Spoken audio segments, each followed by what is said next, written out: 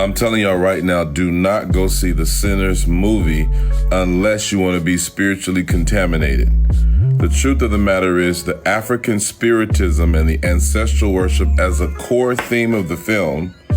Of course, there's some underscores of cultural appropriation, commentary, and things like that. But essentially, it's about the rejection of Christianity and the acceptance of traditional ancestral worship. It's a very diabolical film. Yes, it may be visually and aesthetically pleasing, but if you look at the spiritual undertones, there's some very demonic things. And I'm concerned because it is the introduction of a form of idolatry that is actually very dangerous. And so even though everybody's praising Ryan Coogler, I think that there should be a critique of the demonic aspect of the film. Movie Sinners exposes how Christianity is used as a tool to suppress authentic Black expression. And the Christians are tight about it. They calling the movie demonic. And don't piss me off. The title is literally Sinners. It was meant to shake shit up and not hold your hand. The way the movie does this best is through the character Sam, as he wants to be a musician, a blues player specifically. And that's important. His father, who's a preacher, doesn't want him to do this because it's considered sinful. He literally says to him, the devil's one day gonna follow you home. Because Christians always have to make shit about them, and anything that's not considered close to Christianity is considered sinful. Blues specifically is tied to a deeper connection of Black people and our roots with Africa. And Christianity is seen as a way to erase that connection from us. Similarly to how they had hoodoo and voodoo in the movie, as these are closer to African spiritual religions before Christianity. Because white people gave Christianity to Black people as a way to conform them to white norms. Slim in the movie even says this outright. They gave us their religion and they took everything from us, but they can't take the blues from us. So when Sam rebels against that and ultimately finds his own version of freedom through his own expression and his love for music, he becomes free. And I love this message so much. And these are why Christians have issues with this, because it says that witchcraft is better for Black people than the Bible. And to be quite frank, I would agree. I hate to break it to y'all, but Black people were not Christians before we came to Africa and were forced to be as slaves. The words of the revolutionary Frantz Fanon, the colonial system nurtures the colonized people in such a way as to make them believe that salvation lies in their identification with the colonizers' values. Is a trauma-based film. The basis of the film is nothing but straight up Black American trauma with a hint of supernatural on top to hide that. This just proves that y'all are not over trauma films. Y'all say like y'all don't want to see trauma films, but y'all do. And that's the reason why trauma films continue to be created. That's why this movie's doing so well, especially amongst Black audiences, because if it ain't got trauma in it, y'all ain't gonna watch it. And it's true, because look at this movie. All I keep seeing on my timeline is sinners, sinners, sinners, sinners, sinners. Y'all love this traumatic ass shit. This whole movie, basically, it showed the usage of the hard ER used by people who are not Black. It showed Black people as sharecroppers picking cotton. And this is why I wish y'all would go ahead and, we as a people, please go heal yourself. Because the reason why this movie connects so much is because it has trauma in it. Okay, the reason why y'all love watching trauma is because you still living the trauma of your mama, your daddy, your grandpa, all this. Y'all relate with all these things, okay? And see, when Color Purple came out, y'all all said, I don't want to see that movie. We done with trauma movies. No, you're not. You ain't done with trauma movies, baby. What you done with is remakes. That's what you meant to say.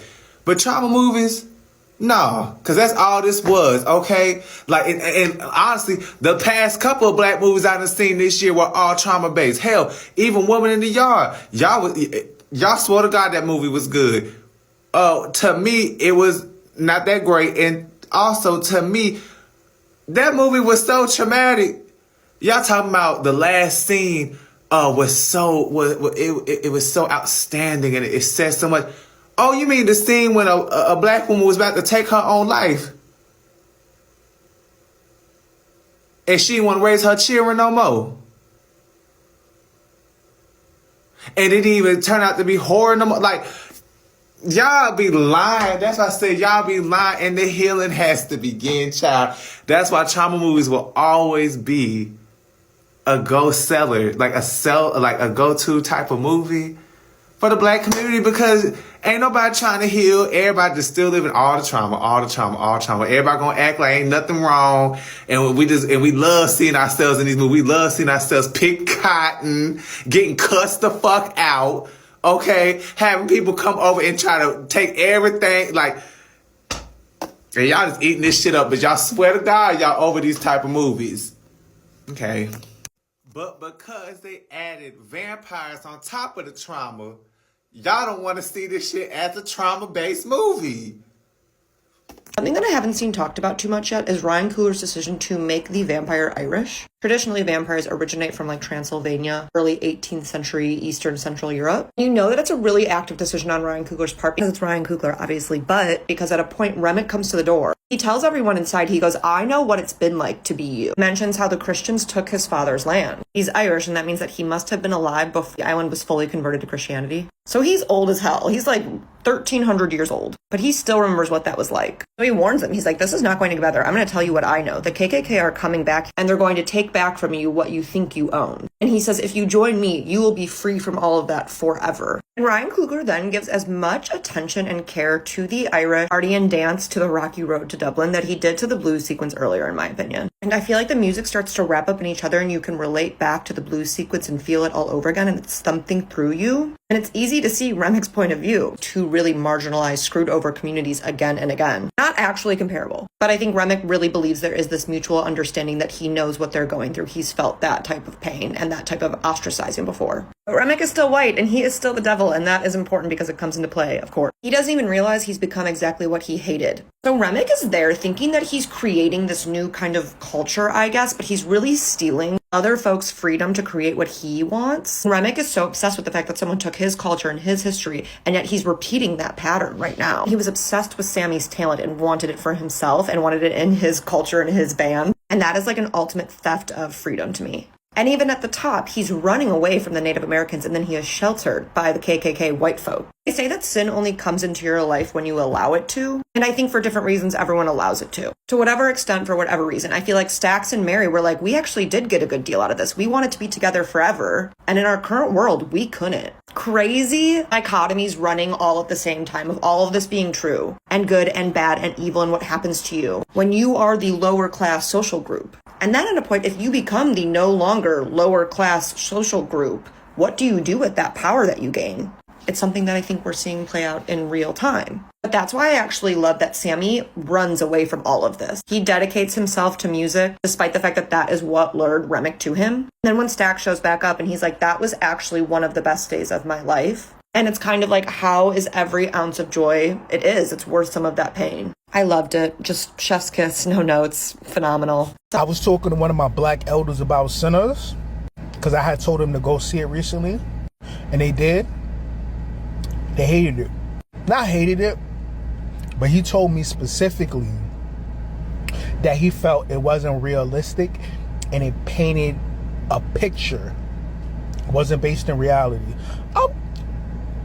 And he was like, he didn't like the fact that the beginning of the film and then the second half of the film was two different movies. And I was like, hold on, but that's world building.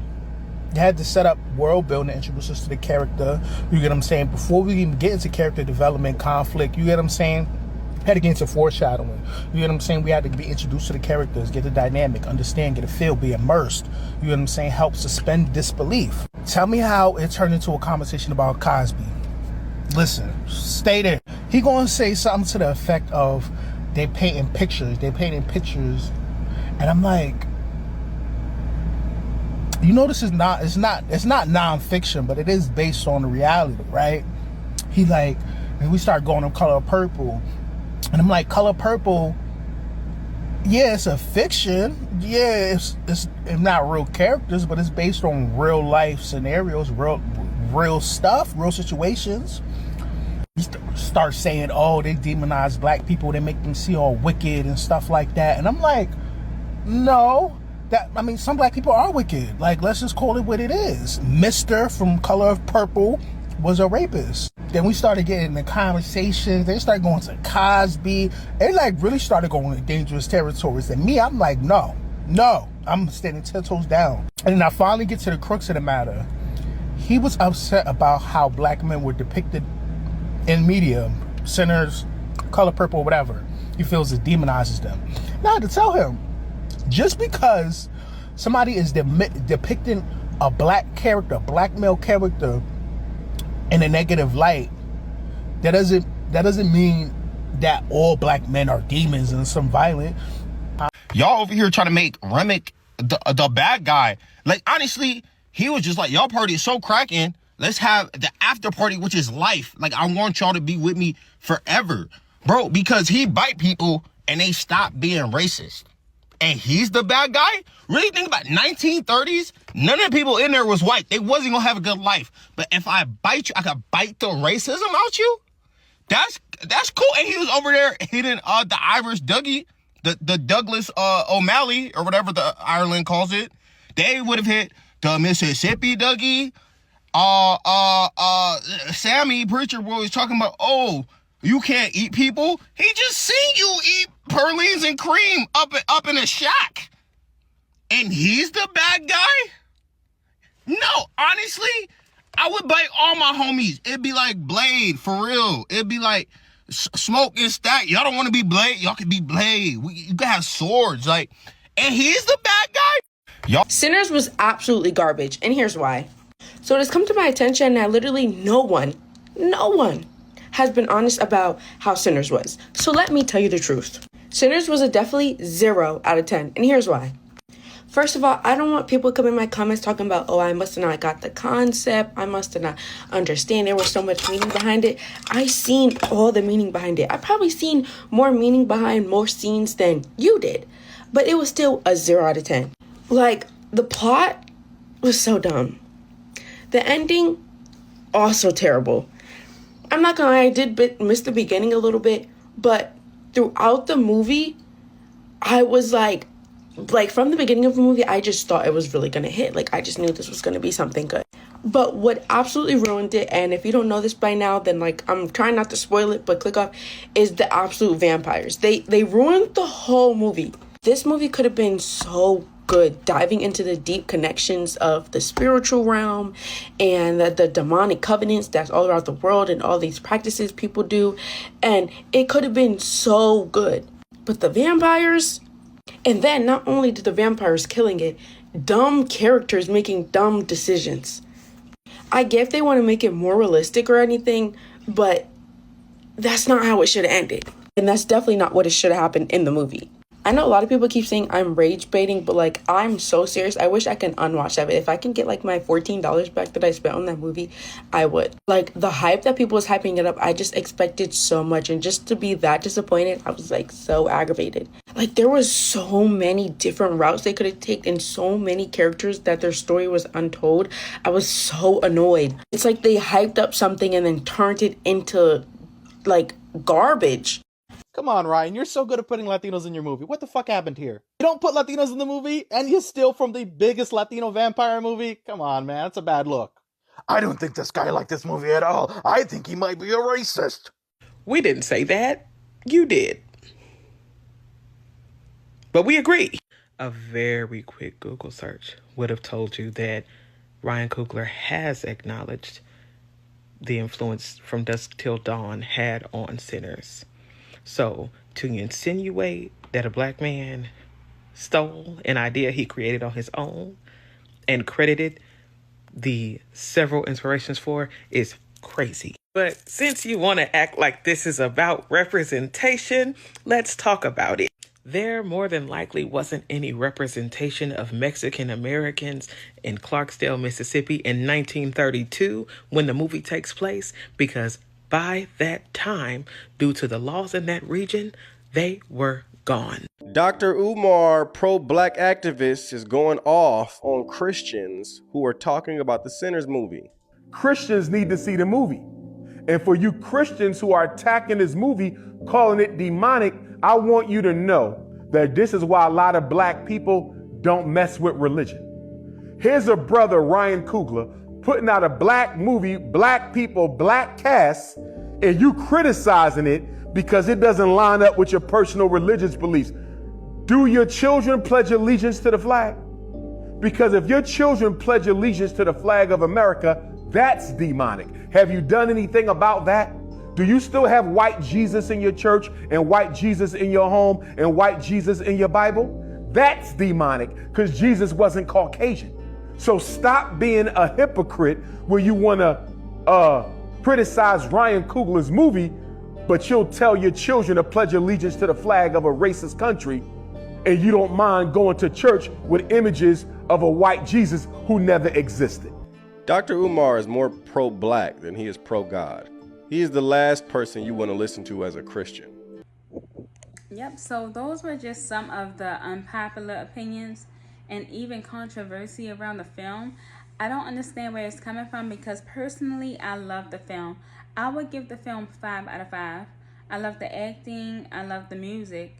You know, the big songs, the Pale, Pale Moon, Rocky Road to Dublin, and I Lied to You. Those 3 songs are amazing. I listen to them on repeat on my Apple Music. So, you know, you got the storyline, everything, vampires, gory vampires. I love it. It has a 98% on Rotten Tomatoes. So I'm not really sure why all this negative press is starting to gain around the film. But I just wanted to kind of come and say, you know, watch the film for yourself. If it's against your personal belief, then I understand you don't want to watch it. But if you don't have an issue with watching any other type of horror film like The Conjuring, which is actually based on 2 demonologists and all of their installments, Insidious, any Stephen King film, or, you know, any Wes Craven film, or even kid films like Goosebumps, Scooby-Doo, Harry Potter. Like, if you can watch those films, then I truly don't understand the difference between those films and Sinners. So, you know, just food for thought. What's really going on? Why are people really being turned away from this film? Is it because of Ryan Coogler's success with the film or something else? You know what I mean? So please definitely drop in the comment section why you think the controversy is happening. If you support the film, if you had an issue with the film, or if you know, and if so, what was the issue? Or even if you love the film and you plan on going to see the film, please let me know in the comment section. Thank you.